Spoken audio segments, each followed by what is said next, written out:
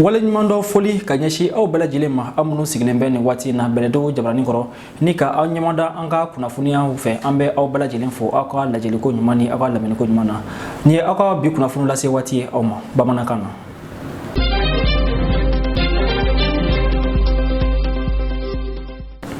halisa ambe sigika ofu beledo jabrani sanfe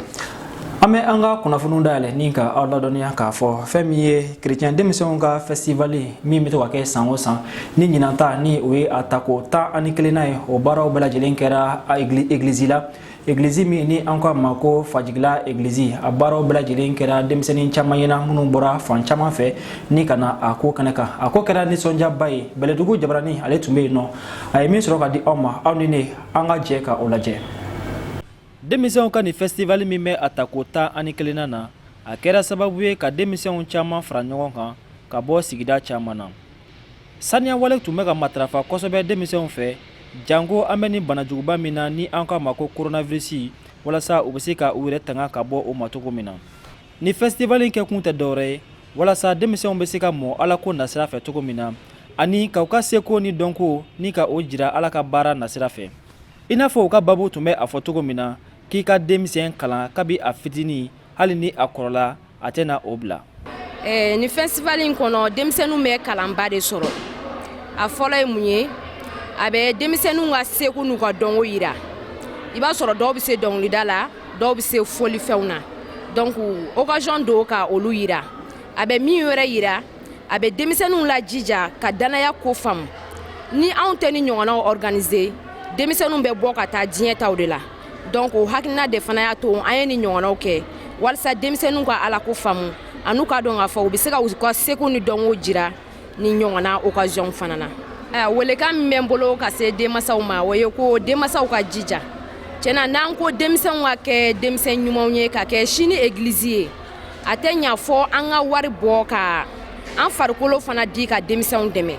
parce que pour que démission kana ni nyona festivalu la abe masa be wari bo wala i yere be déplacer kana nayi wala amba nyini masaw fe ka jija fan fanye démission wa ko yi ku sendo ala ni musaka ko bala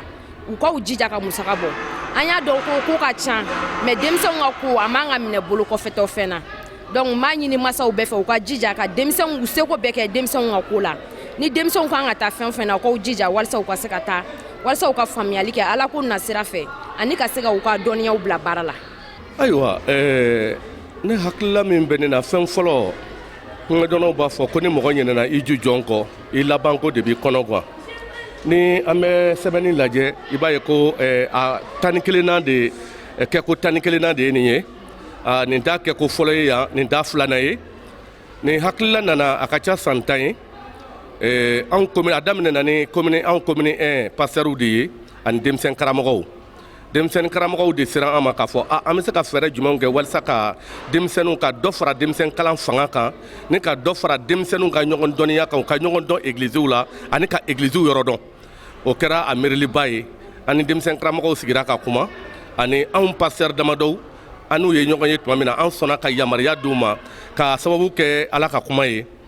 ntalenw sura 22 verset 6 hakili la o fɔra kɛnɛ kan yan Bible b'a fɔ ka denmisɛn kala ka bɛna fitini hali n'a kɔrɔla a ye ala ka kuma min bɛ o bɛna to a kɔnɔ o miiriya de y'a to an sɔnna a ma an pasteur damadɔw ka sira di denmisɛn karamɔgɔw ma a daminɛna ni église damadɔw ye 2 wala 3 4 a kun tɛ tɛmɛ o kan nka ka da a ko nafa ni a ɲɛ kan aw yɛrɛw y'o ye o y'a to église caman samana a nɔfɛ ani ka u sen don a la i ko aw y'a ye bi cogo min na. welekan min bɛ an bolo ka ɲɛsin églisew ma o ye denmisɛn karamɔgɔw ni u ka église pasteur ka miiri a ko la sabula an bɛ diɲɛ min kɔnɔ bi i b'a sɔrɔ ko fɛn caman de bɛ yen min bɛ mɔgɔw sama o tuma na a ka fisa ka an fana ka fɛn dɔw sigi sen kan min bɛ église nege don denmisɛnw na ani o nege k'u to o la ka ala ko kalan di u ma o welekan de bɛ n fɛ o de ye koba ye an b'a dɔn diɲɛ kɔnɔ bi fɛn caman bɛ mɔgɔw ka wagati ta misali la bi i ye denmisɛnw ye yan o tun ka ca mɔgɔ 600 ye ka olu sigi ka ala ko kɛ fo ka se l'heure 3 kabini 14h30 fo ka se 6 ma ni ala ko ni a ko labɛn cogo tɛ i tɛ mɔgɔw sɔrɔ o la nka i bɛ se ka t'u sɔrɔ u bɛ sigi fɛn wɛrɛw u bɛ sen don fɛn wɛrɛw la u bɛ se ka l'heure 4 kɛ minnu na u tɛ bɔ o kalama yɛrɛ o la an ye nin fɛɛrɛ sɔrɔ ka sigi sen kan walasa ka kɛ cogo ye denmisɛnw bolo ani denmisɛn karamɔgɔw bolo ka denmisɛn karamɔgɔw yɛrɛ jija ani ka denmisɛnw jija o la an bɛ wele bila église minnu fana ni u ma a ye fɔlɔ tuma dɔ aw ka jaw fana bɛna kɛ sababu ye église dɔw ka bɔ a kalama minnu yɛrɛ t'a kalama k'a bɛ yen n'u bɔra a kalama n'u y'a ye ni a kɛra ko a bɛ ɲɛ u fɛ u fana b'a lajɛ u bɛ hakili jagabɔ kɛ a bɛ ɲɛ cogo min na u b'o kɛ nka miiriliba de ye nin ye n ye kuma min fɔ mɔgɔ kana ni ɲinɛ ni jujɔn kɔ i labanko de b'i kɔnɔ guwa an bɛ don min na i ko bi diɲɛ kɔnɔ bi fɛn min bɛ mɔgɔ sama o ka ca an jujɔn ye alako in de ye an k'an jija ka denw kala alako in na ka d'a kan olu de ye sini église ye olu de ye sini guwa jɔbaw ye olu de ye sini jamana jɔbaw ye kabini sisan fo olu ka sennayɔrɔ ɲuman sɔrɔ o de b'a to sini ko bɛ nɔgɔya. Ni festival ɲɛmaa ye nisɔndiyalen ye denmisɛnw fo kosɛbɛ u ka yeli la a kɛnɛ kan ani a ye a jira k'a fɔ ko bɛɛ lajɛlen bɛ se ka don ni jɛkulu la jango i ka kɛ AGPM maa ye. Tɛmɛsira kelen min bɛ yen n bɛ se ka min fɔ o ye nin ye c'est à dire que ni église min bɛ fɛ ka don festival de chorale des enfants na église ka kɛ AGPM église ye dɔrɔn c'est la seule condition. C'est pourquoi vous allez voir que l'église ECM b'a la, IEPM b'a la, EPM b'a la. Voilà, donc dénomination ko t'a la église ka kɛ AGPM fɛn na dɔrɔn a banna.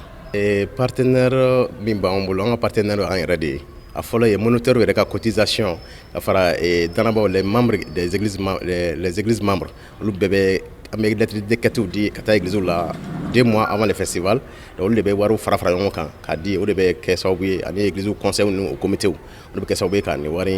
bɛɛ musaka bɛɛ fara ɲɔgɔn kan walasa ka se ka festival labɛn kɛ n'o tɛ partenaire externe foyi t'an bolo n'a bɔra église membre yɛrɛ la.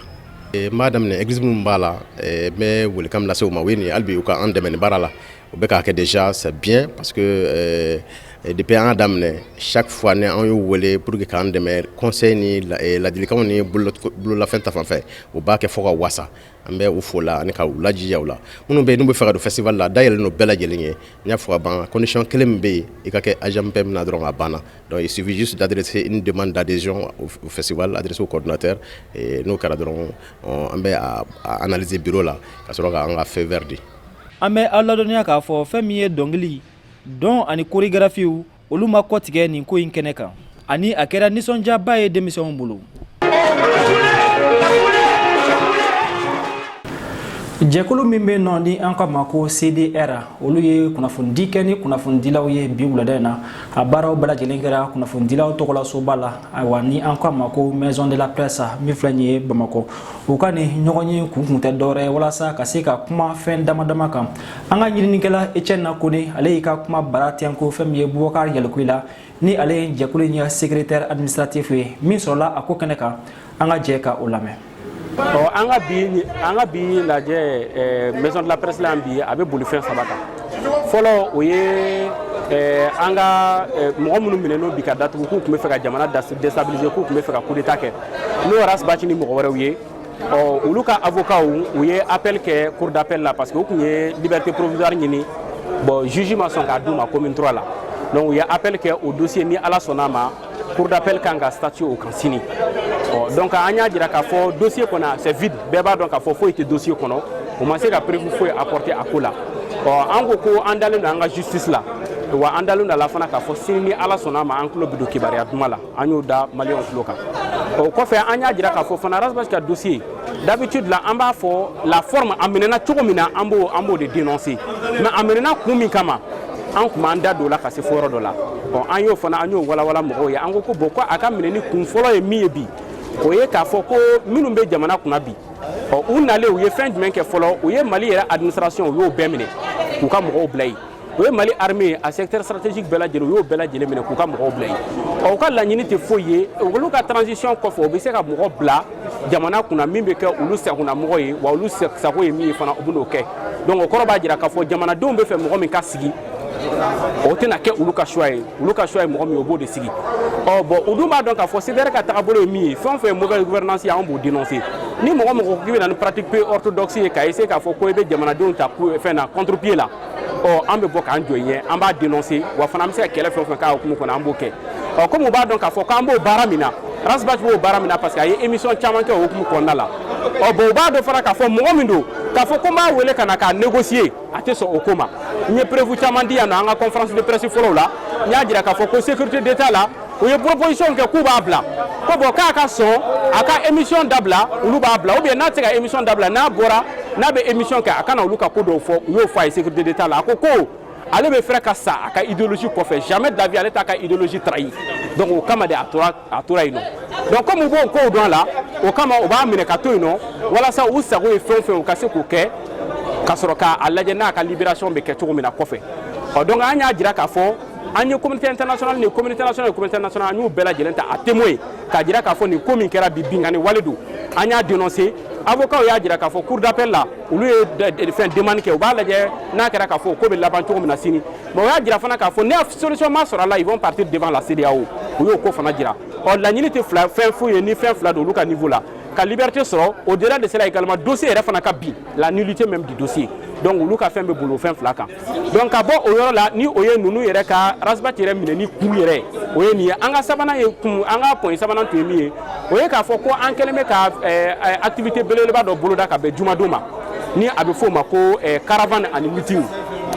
d'habitude an bɛ caravane kɛ cogo min na an bɛ bɔ QG la ka na dugu kɔnɔ an y'a kɛ siɲɛ fila mais a siɲɛ fila bɛɛ la force de l'ordre bɔra k'an bali u ye gazi fili an kan filanan na fɔlɔ la gazi fili an kan filanan na an ma se ka bɔ an ka QG yɛrɛ da fɛ donc an ko bon sisan an bɛna min kɛ sisan commune bɛɛ lajɛlen an ka coordination minnu bɛ yen bɛɛ lajɛlen bɛ n'i ka caravane organiser ka yɔrɔ la k'a daminɛ commune 1 na ka taa commune 6 la ka Kati fara kan ka commune de Mandé fara kan ka Kalabankoro fara kan ka Bagineda fara kan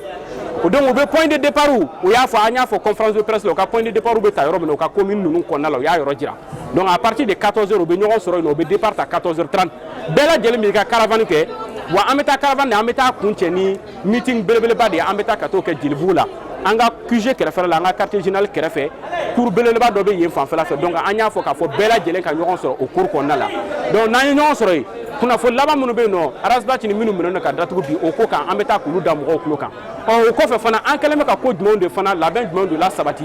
walasa an ka laɲini ye min ye o ka se ka kɛ jamana kɔnɔ an ka bila état de droit kɔnɔ wa o kɔfɛ fana sɔrɔsiw kɛlen bɛ ka fɛn min ta ka cɔngɔ mɔgɔw kan bi n'o ye dictature o bɛ se ka ta ka bɔ yen cogo min na o kɔfɛ fana min ye élection fana nata ye an ka solution bɛɛ lajɛlen kɛ walasa u kana se ka mɔgɔ u ka u sagona mɔgɔw k'a fɔ k'u b'o ta k'o cɔngɔ mɔgɔw kunna ou bien k'a essayer k'a fɔ k'u bɛ fraude kɛ donc maintenant an bɛ k'o kɛlɛ an bɛ k'olu de préparer an bɛ taa kunnafoni laban minnu bɛ k'an bolo n'Ala sɔnna ma vendredi an bɛ taa ka t'o kunnafoni an bɛ t'o da an ka militants ale ni jama bɛɛ lajɛlen tulo kan parce que kunnafonidilaw bɛ kɛ yen nɔ olu bɛna fɛnw bila bɔlɔlɔw sanfɛ walasa bɛɛ ka se ka bɔ a kalama k'a fɔ k'an bɛ niveau min na par rapport au dossier donc an nana k'o kunnafoniw de di mɔgɔw ma bi merci beaucoup. fɛn min ye kolon ni ale ye musow ka minɛn dɔ ye ayiwa ni a bɛ tuluni sira kan nin waati in na o hukumu kɔnɔna na an ka ɲininikɛlaw olu wulila ka yalayala ka ɲininkali kɛ ayiwa kolon nafa ani a kɛcogow kan u ye min sɔrɔ ka di anw ma Bɛlɛdugu Jabaranin tɔgɔ la an ka jɛ ka o lajɛ. kolon ni kolonkalan ye an ka Mali gwadominɛ dɔ ye min nafa ka bon kosɛbɛ an ka gwaw kɔnɔ wa fana kɔrɔ caman bɛ a la. kolon baara daminɛ ma cɛkɔrɔba nɔfɛ yan nɔ a mɛnna kabini fitini kolon baara la bon kolon nafa a tɛ se ka fɔ ka ban parce que an ka fɔlɔfɔlɔ baarakɛminɛnw fɔ bi an bɛ ko dɔ k'an ka mɔgɔkɔrɔbaw to kolon baara la kolon min san fana a bɛ kɛ ka baara kɛ kɔɲɔkɛlaw b'a san o dɔw b'a san minnu tɛ kɔɲɔkɛla yɛrɛ ka taa bila du kɔnɔ ka baara kɛ n'a ye parce que nafa b'a la a yɛrɛ baara fana bana tɛ sɔrɔ a dumuni na parce que n'i ye ɲɔ susu kolon kɔnɔ k'a bunte a kɔnɔ nafa b'a la bana t'ale la a burubu tɛ k'a mɔgɔ kɔnɔ k'a k'i bana a ti bana la wɛrɛ lase mɔgɔ o kolon nafa ye bon furu yɛrɛ fana kɔnɔna na normalement kɔɲɔ man ka taa kolon kɔ hali ni tɛ baara k'a la ni bɛ kɔɲɔ kɔni kɛra kaban ni muso kɔni furula ni bɛ taa cɛla la kolon ka ɲi parce que nafa b'a la du kɔnɔ kɔrɔ fana b'a la nka kɔrɔ a kɔnɔ ka don a bɛ se ka kolon ni kolonkalan tɛ dilan ni jiriw bɛɛ ye a jiriw bɛɛ a danna kolon ale n'i ye a dɔw lajɛ i bɛ taa sɔrɔ ɲɛgɛn cɛni caman bɛ a la o ɲɛgɛn ninnu tɛ dilan ni fɛn wɛrɛw ye a bɛɛ bɛ dilan ni bolo de ye. mansin kɔni ka baara kɛ nɔ t'a la a bɛɛ bɛ dilan ni bolo de y'an fɛ an bɛ baara kɛ n'o minɛnw mais a bɛɛ y'an yɛrɛ ka minɛn dilan ni ye dɛsɛlanw ye nin y'a baara kɛ minɛn tɔw ye ni kɔni ye kolon baarakɛlaw ye mansin ka baara foyi t'a la an yɛrɛ de bɛ dɛsɛ ninnu bɛɛ la mansin ka foyi t'a la k'a fɔ k'i bɛ taa don mansin na ka baara wɛrɛ k'a la nin bɛɛ ye bolo yɛrɛ ka yiri a bɛ bɔ Mali kɔnɔ yan an b'a yiri min bɛ k'a ye jala b'o la gele b'o la